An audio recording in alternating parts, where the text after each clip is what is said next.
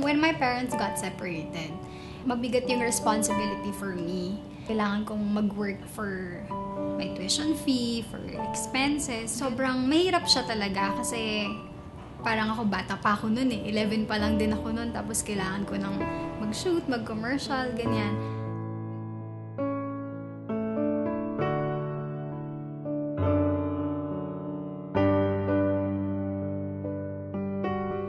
I'm Marisha Nel Abelo.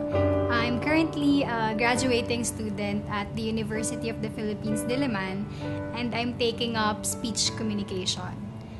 And also, apart from being a student, I have a part-time job, which is modeling. So I've been doing commercials for 11 years now, and TV commercials such as shampoo commercial, facial wash, biscuits, telecom, and others. And both TV and print. And I started doing commercials when I was 11 years old. And that was the time also that my parents got separated. Syempre kailangan ko isipin din yung family ko. Every time na meron akong earning, kailangan kong i-budget yun na ito bibigay ko sa mom ko, ito for my brother, ganun. So it's never about myself lang. So lahat ng earnings ko din, kailangan kong isipin din yung family ko. So when I entered high school, that was the time that I had to be the breadwinner of the family.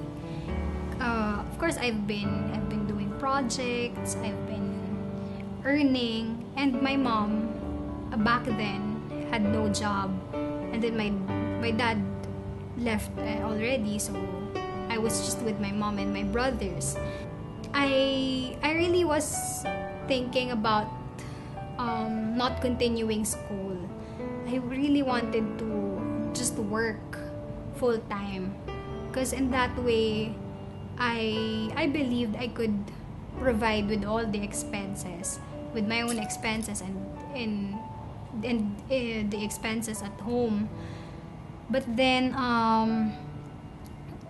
God made a way for me to study both and work as a part-time model, and projects just started coming in without me even realizing it.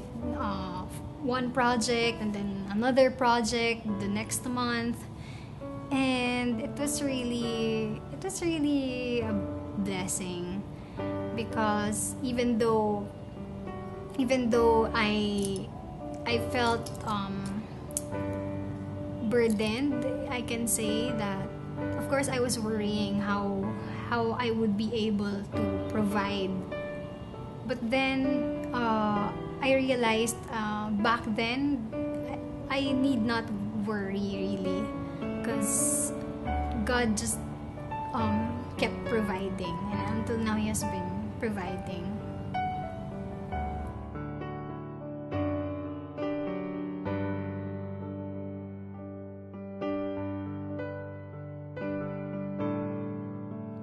At first, it's hard to study both and also do yung part-time job ko.